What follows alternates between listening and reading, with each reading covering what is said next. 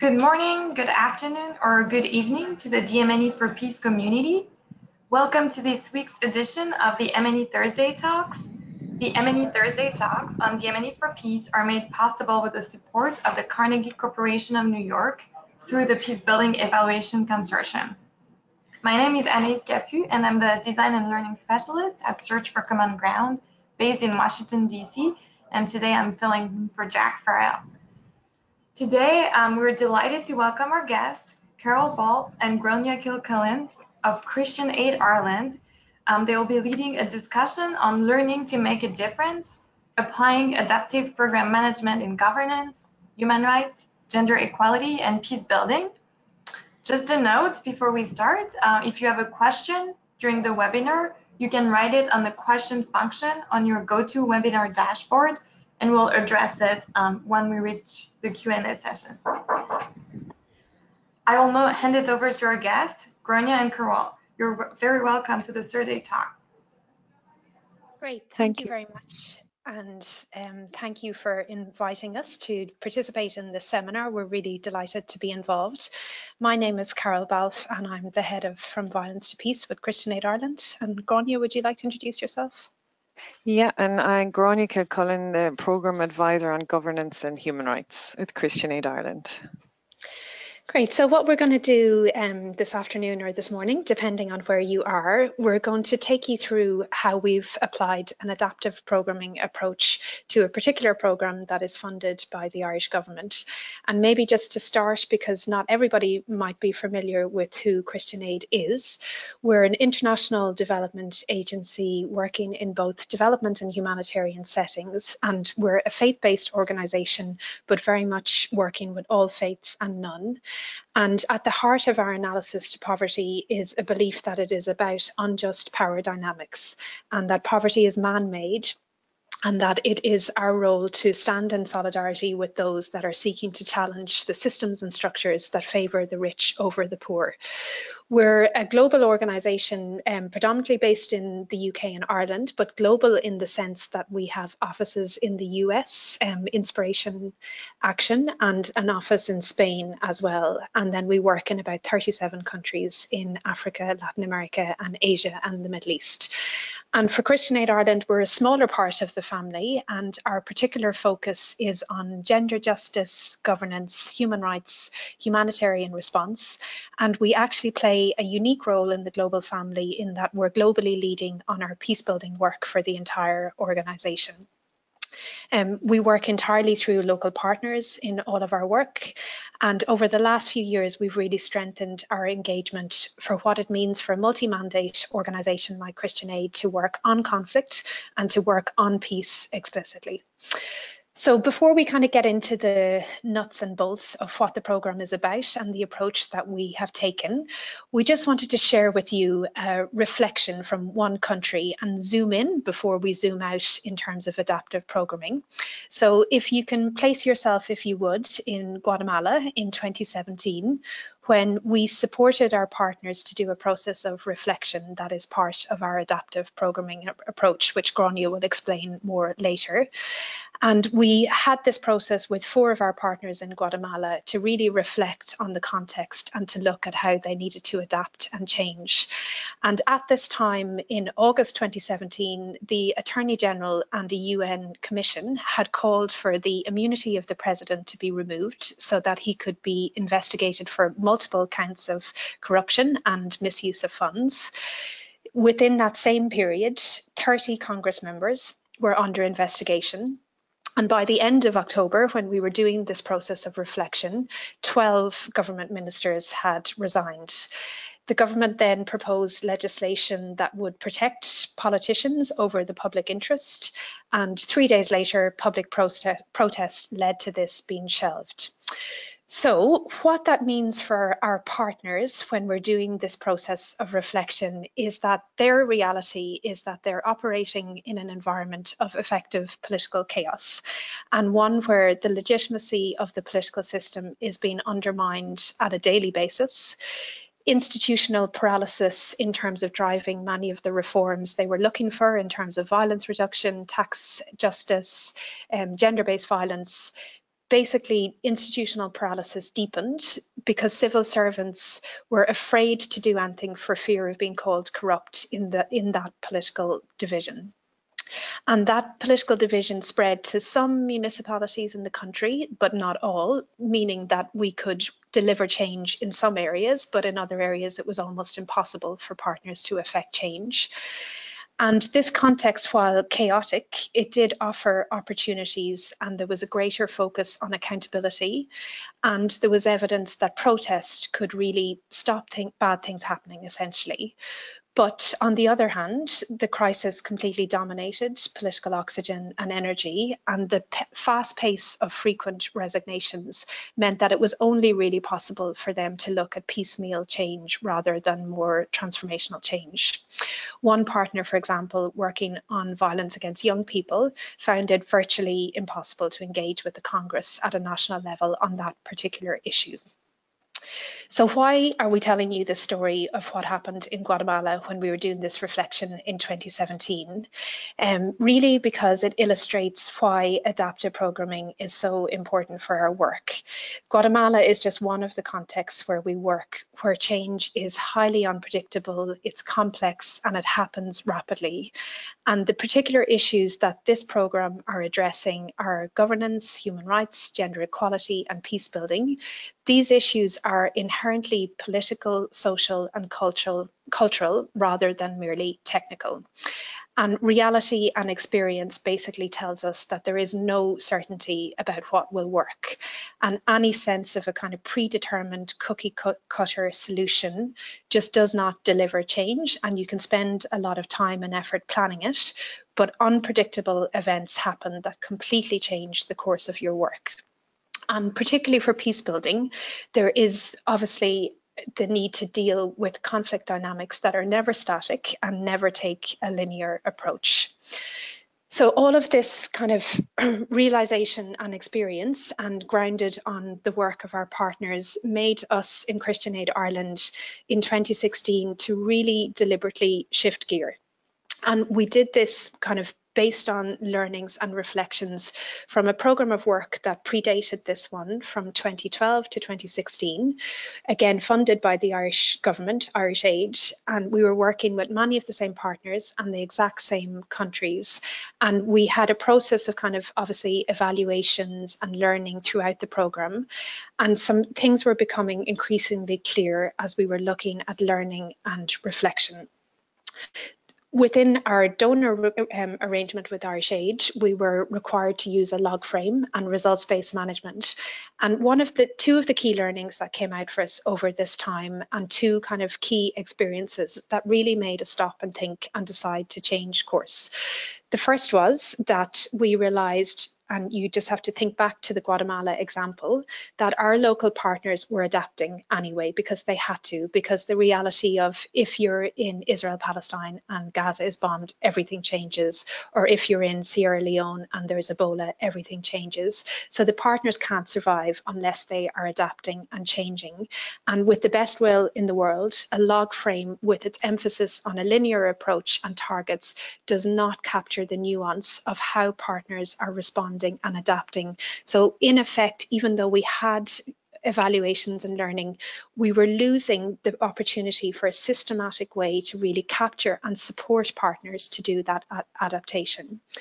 And I think the second thing that was a key learning for us that happened, that was a worry that we wanted to address, is that some partners were not changing course because they felt bound by the targets in the results framework, and they thought that they would be penalised or they wouldn't have met a performance measure if they didn't respond to those targets, even if the targets had become in effect meaningless because of the context had changed or dynamics around the area of work that they were working on had changed. So we basically in 2016 really shifted gear to kind of make adaptive programming a foundational part of our approach to governance, human rights and peace building in this programme, really emphasising trying, learning, iterating and adapting, and building that deliberately into the programme design. And I'm going to hand over to Gráinne now to take us through what we actually did with the programme. Thanks, Karol.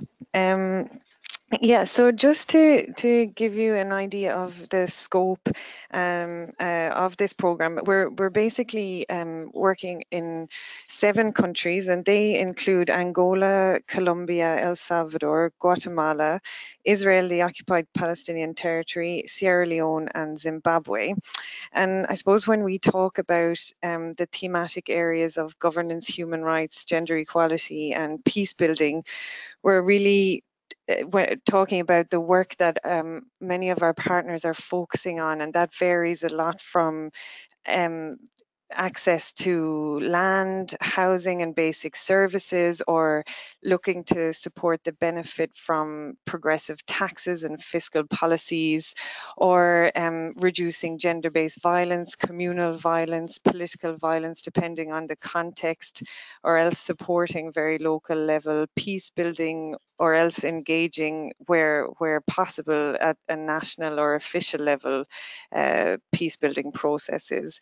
And our focus on gender equality, even though it runs through all of that work, it's also focused very much on supporting more gender equitable access to control over assets and resources, and really to increase women's participation in decision making. So that's kind of a wide variety of areas partners are focusing on in those 7 countries. But I wanted to really tell you then how what methodologies really we've used to try and integrate the adaptive approach. So I'm just going to show my screen. So I hope you can all see it. And basically this is really to say that the first element is, and the most important for us here is really our work on the co-development of a theory of change for each partner in each country. And this was not a kind of a typical high-level theory of change, but more an effort to really dig deep into how change happens in relation to what a particular partner was aiming to do. And that was really starting with clearly stating what our partner wanted to achieve in the next 5 years under this program. And I suppose like an example of that would be again in Guatemala with the example that Karol gave. Our partner there was really like focusing over the next 5 years to try and ensure that fiscal policy is more transparent, is more gender sensitive, and focused on delivering more progressive taxation and effective public expenditure. So it's quite it's a broader change, but it's still quite specific on what our partner wanted to achieve. And then in relation to that, trying to really analyze and articulate how do we understand that change will happen? So really articulating assumptions around those changes and around how that change happens. And maybe it's through building broader alliances or producing more research, or what is it that has shown in the past and now to kind of affect that change.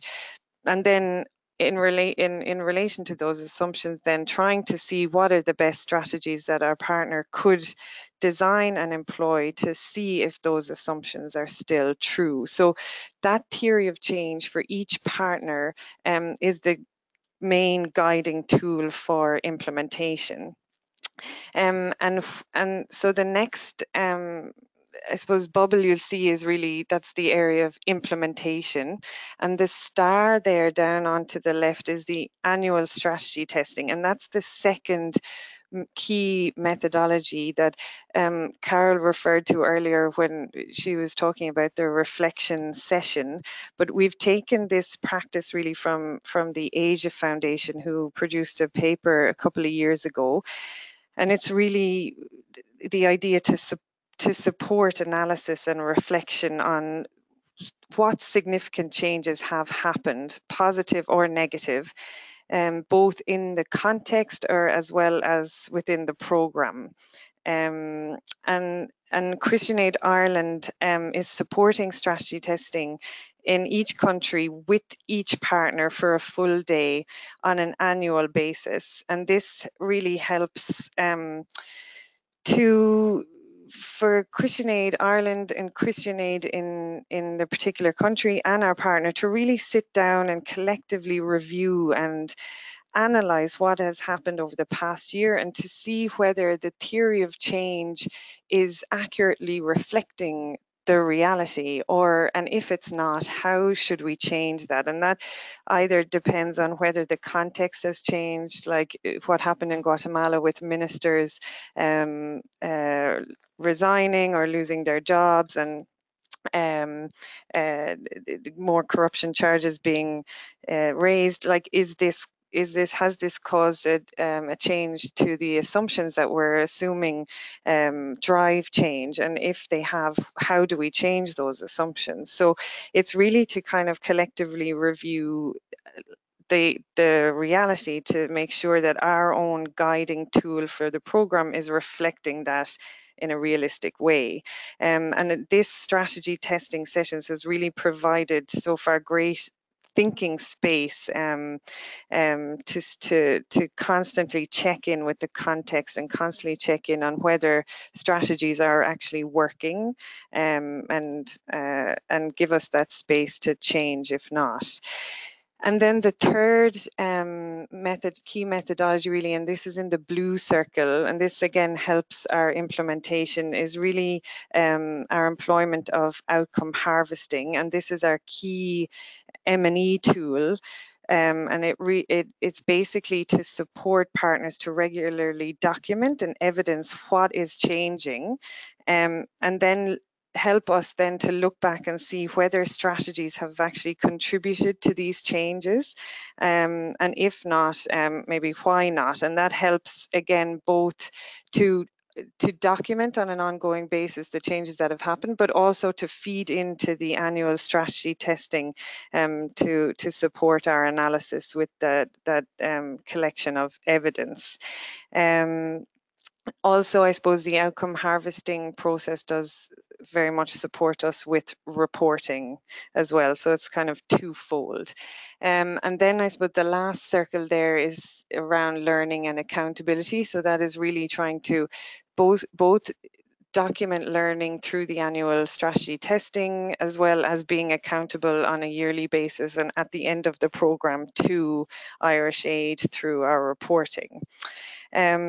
So I think really, I suppose for us, the key reflections from a positive note, partners and program staff in country have been particularly encouraging of this approach. And I think after myself being having supported strategy testing twice now in the last 2 years, time and time again it has come up from partners to say that this has really strengthened our relationship between Christian Aid and partners, and it has really helped to kind of also allow more sort of honest conversations, but also help for a bit more realistic planning.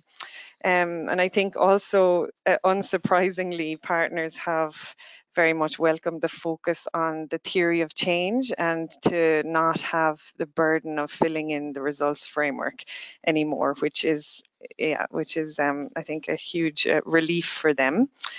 I think maybe some of the challenges that we have collectively reflected on so far is that although strategy testing has been introduced on an annual basis with the support of Christian Aid Ireland going out to each country, we're really conscious of the challenge of ensuring that this analysis and reflection doesn't just happen on an annual basis, but really happens on a more regular basis. And that is either in response to the context changing or evidence showing that maybe progress that we thought would happen is not happening. So kind of trying to see if reflection can help changes to the theory of change on a more regular basis, not just at an annual level, because we all know things don't change as predictably as that. So I think this for us probably really does require embedding a real cultural and mindset shift, which really takes a lot of time. And I think also one of the challenges to really embedding this shift is also that our partners still have to report to other donors with log frame approaches too. So it's quite difficult for that organizational mind shift to be as comprehensive as it could be when it's when they're still trying to manage different requirements from different donors. I suppose another reflection as well from us is that we're still kind of I think in that in between phase of being flexible and looking at the theory of change and being able to tweak it and be flexible at some point, but having true adaptability is quite a challenge, and I think it really does require again more of a broader or deeper context analysis around what drives change, and not to always see ourselves or partners at the center of that change, but really look at the context outside ourselves and try and develop assumptions that are maybe not always as convenient for us, but that can still help us to look outside the box and see what is driving change, and that can then help for true adaptability. But I think this definitely requires strong investments, both trying to get that regular comprehensive context analysis, also to really support partners for that strong decision-making skills, which does again sometimes mean an unlearning of how things have been done before, because it really is trying to support partners to take those decisions themselves based on their own knowledge and understanding of the context, which is of paramount. And it also requires us to think a bit more on how do we invest in terms of whether, if a partner really wants to adapt and change strategy completely, how much investment does that require in terms of budget, additional budget, or additional support for upskilling if organizations want to change to more advocacy focused or more research focused or whatever it may be. And I think one of the examples as well from Guatemala here is that one of our partners who is working on fiscal transparency is really, they're very, very strong on advocacy, but not haven't engaged the public or building the capacity of civil society as much, and they really feel that that's a weakness of theirs, and they really want to try and improve on that. And it's kind of looking to see how they gain more skills, how they outreach, how they change their language, etc., etc. So I think that's all things for our consideration and challenges, but also opportunities for the future.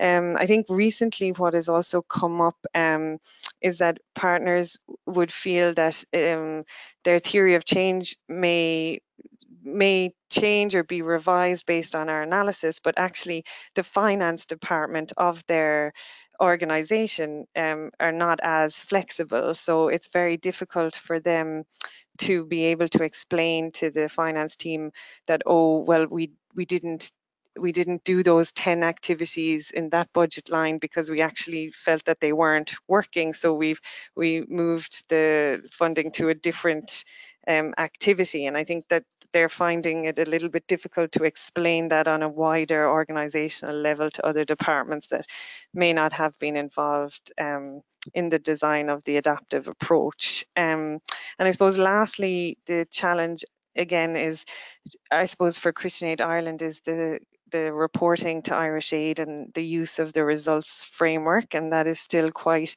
a heavy burden for us. So even though our support during the strategy testing time helps us to generate information for that reporting, it's still quite difficult to be balancing kind of different plates during the strategy testing, and also inevitably requires follow-up again with country teams.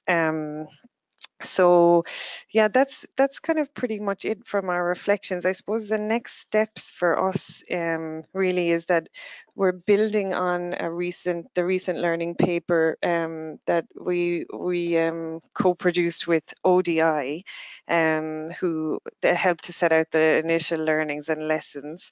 But the paper also pointed to key things that we need to look at for the next few years. So we have luckily enough been able to commission research now for the next 3 years, which we're really excited about, to try and document the learning around whether this approach is working, and if so, for who is it working and why is it working, and then also really I suppose have the research to accompany us to be able to improve our methodologies, to improve our support on learning and reflection, so that we can really try and learn as we go and adapt and improve as we go.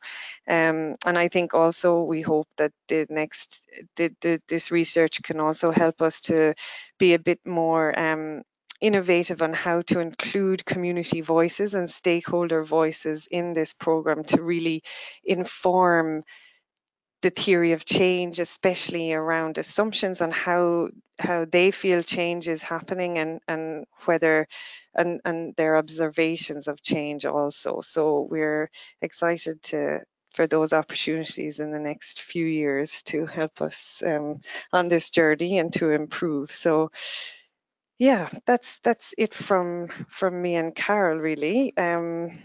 So yeah, looking forward to your questions. Great. Thank you very much, Karol and Gráinne, for this interesting conversation and sharing some of the challenges, but also exciting next steps for you and your program.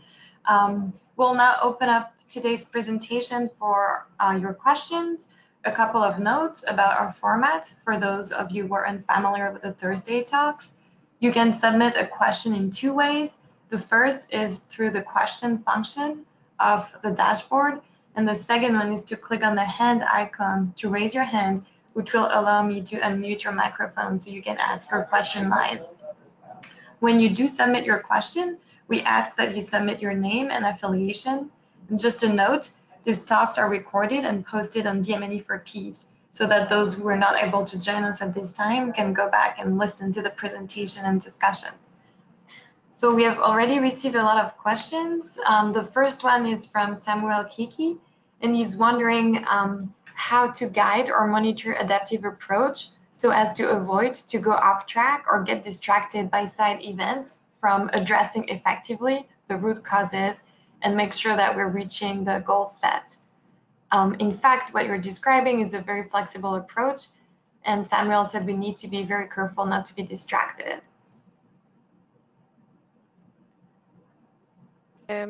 Okay, thank you, Samuel.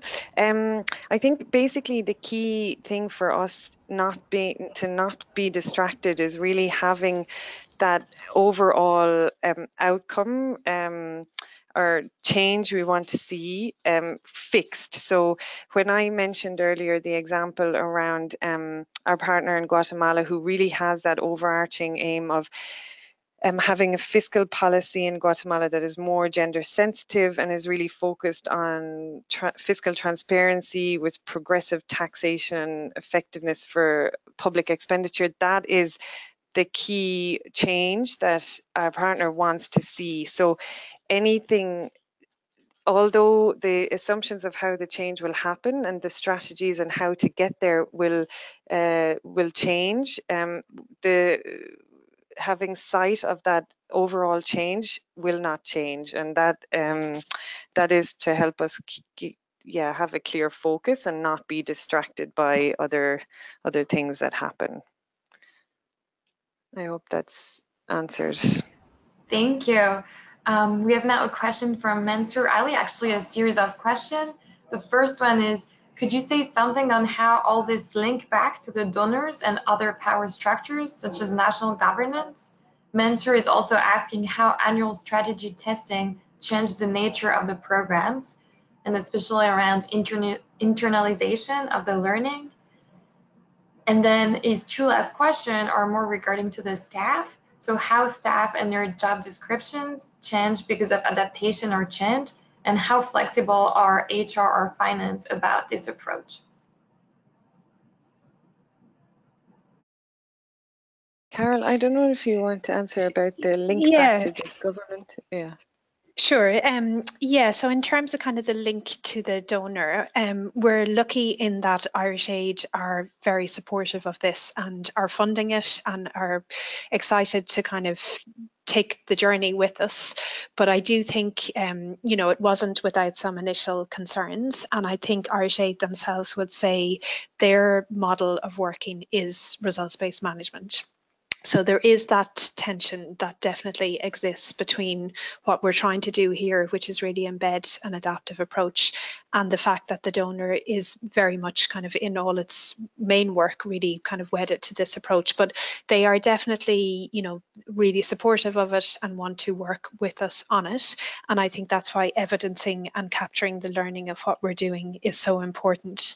In terms of kind of national governance structures, we haven't really engaged with that so much, but probably because of the way we work, as in we don't take advocacy space at a local level. It's really our local partners who engage with the government, and we're kind of only 1 year in, I guess, so we haven't really kind of factored that into kind of conversations with national governments in those countries.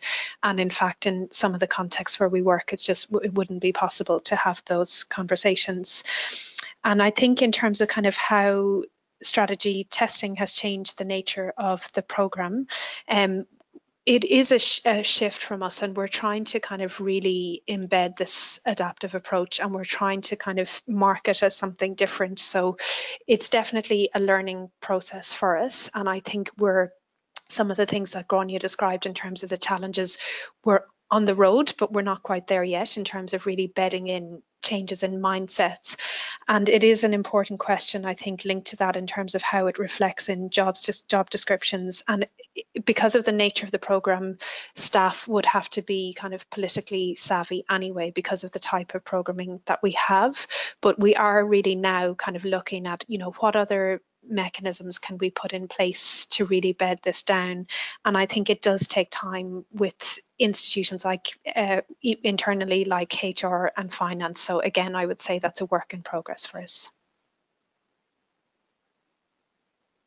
Thank you. Thanks, Karol. Gráinne, do you want to address the question related to changing job description and, you know, how about, you know, HR and finance being, you know, flexible? Yeah, well, I think Karol kind of spoke to that a bit, and I think it's definitely one of the challenges that I mentioned earlier with partners finding it difficult to, I suppose, yeah, describe maybe the value of the adaptive approach to a bit more linear focused sections in their organization like finance. So that is definitely something that we really do need to work on a bit more, and I think to give a little bit more support to partners to be able to see that. I think one of the solutions if the finance came up more around whether it's possible just to have additional column in a budget to really say, look, this budget line was changed due to this reasoning which came up during a reflection session on strategy testing, and this budget line has been moved to another activity based on our analysis. So hopefully something like that can be maybe piloted with finance teams, but it really is looking about seeing what works for different partners in different contexts in relation to their financial requirements.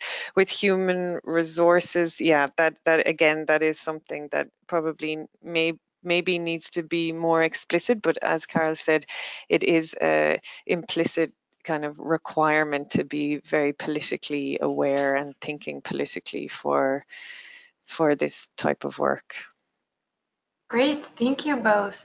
Our next question comes from Dina Jaffery, and she's asking, in your experience, to what extent strategy can be adapted according to the feedback received during the analysis and testing phase? So to what extent can a strategy be changed, is it? Yes, adapted based on the feedback received as you're doing the testing. Well, I suppose our key message is that it can be changed and it should be changed in relation to the evidence that is there, either in relation to the context or in relation to progress that has been achieved so far under the program. I think maybe one of the limits for maybe more dramatic adaptations is budget, which is always a limit, and sometimes we do need to kind of see if, yeah, like we would have to see if it's possible under the budget limitations, but I suppose we haven't had that issue yet. I think it's just something that we're conscious of that could come up in the future, but we are very encouraging and supportive of change of strategies when evidence says that they should change. So yes, a wholehearted yes to strategies changing when Great, necessary. thank you. We have a couple of questions. I guess they're a little similar. One is from Syed Aman Ali, who is asking what are the approaches or modalities that you're using during your frequent reflections session or annual strategy testing? And a kind of similar question from Jenny Yao Jorgensen asking for the way forward, will you be looking at local partners to support reflection and learning? Sorry, can you just mention the last question again? The way forward. Will you be looking at local partners to support reflection and learning? I mean, I think you're already working with them, but perhaps if you could say a little bit more about that. Okay, in relation to the approaches under strategy testing, I think what we've really found quite useful is starting the morning basically and at the earliest parts of the day with each partner to really look back at the changes. So we do not look at our theory of change at all in the first part of the morning, and we really try and sort of collectively brainstorm about what have been the significant changes, whether positive or negative, in relation to the program work. So let's say like in relation to fiscal policy, and those changes should include both at a contextual level, but also in relation to what our partner would have been aiming to achieve. And then we really try and see, well, if there has been quite some positive outcomes or positive progress, what we try and using the outcome harvesting process, we really try and analyze how significant are those outcomes and what was the contribution of our partner to those outcomes. So really trying to analyze on that level, you know, how significant were those changes that we identified earlier on in the morning, and whether we really contributed high or medium or low to those outcomes.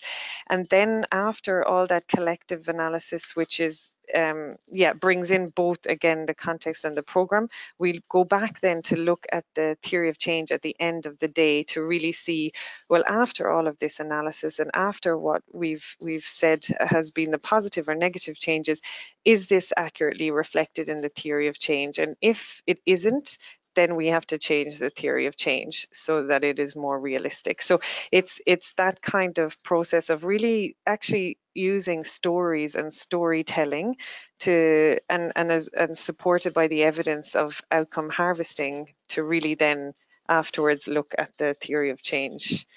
I hope that makes sense. I think in relation to supporting local partners and reflection, yeah, it's a continual effort of ours. I think many partners last year also had a reflection at a 6-monthly stage, and when we also support a smaller methodology sometimes in relation to scenario planning. So definitely in Guatemala and El Salvador this year, there is different contextual kind of milestones happening next year in relation to elections and other things where partners have initiated themselves with Christian Aid in country to say we better sit down again in March to really see if our strategies are holding true based on elections or based on other changes. So I think that's quite positive that partners are looking forward to see that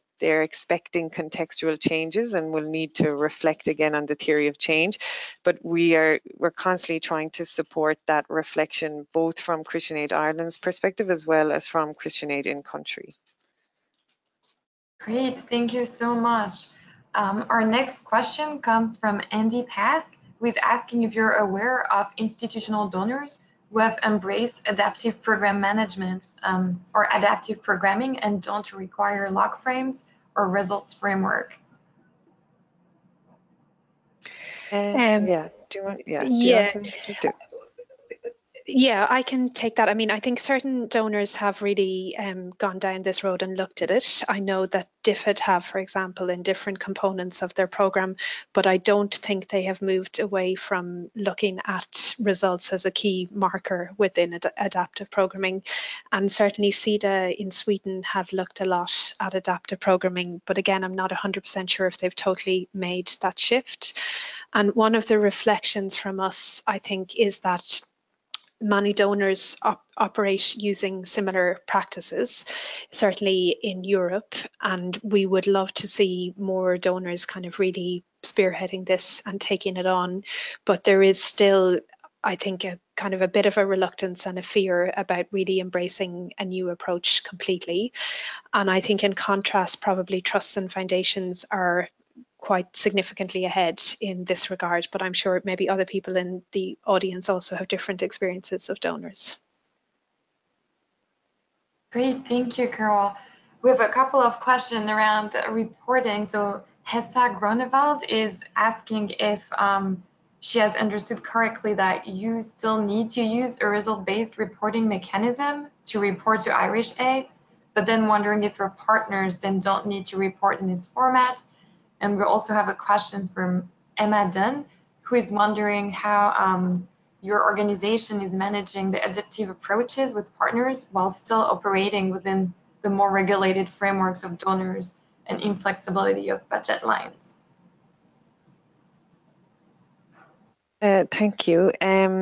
Yeah, I think she's understood it correctly. So basically, the theory of change is the main program tool for partners, and that means that that has replaced the results framework. So the results framework is not a requirement for partners to fill in, and they've never seen the results framework, nor do they have any engagement with it. But we still, as I suppose, as a requirement to Irish Aid, will still fill in the results framework. So Christian Aid Ireland has taken that reporting obligation to, and we look to annual reports are mostly the strategy testing information to be able to fill in that results frameworks. From an organizational perspective, I think maybe I've missed a question. Could you ask it again there, please? Sure. I was wondering how you balance, this adaptive approaches in programming with, still the constraint of donors and regulations, etc., within your organization. Yeah, it's a challenge, but it's working okay. It just means that there are particular moments in the year where it does require quite intense kind of reporting or documenting of information. But it is a challenge, and maybe we might see in the next program where we won't have a results framework balancing those commitments, but at the moment it's okay. I think one of the things that we have been lucky enough to include in the results framework is a column where it really does show the learning from strategy testing, so that can help to show Irish Aid that maybe tentative targets that are in the results framework have not been met, but the reason they weren't met was because of certain reasons that have emerged from strategy testing, and it was because we changed a strategy or because the context changed or whatever. But that ability to explain that in the results framework is quite useful for Irish Aid.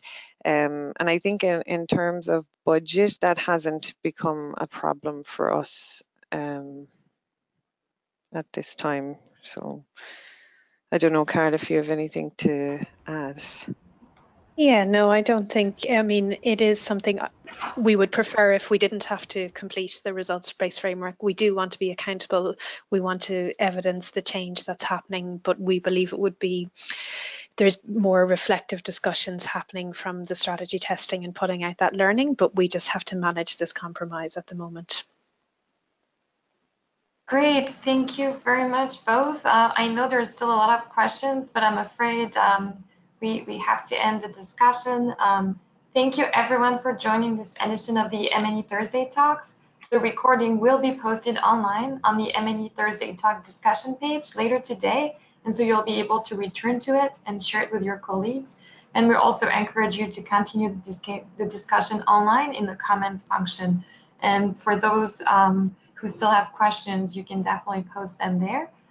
And then we'll be back with another Thursday Talk next week, November 8th at 10 a.m. Eastern Time. Gillian Foster will be presenting on monitoring and evaluation with traditional leaders and women's rights in Islam.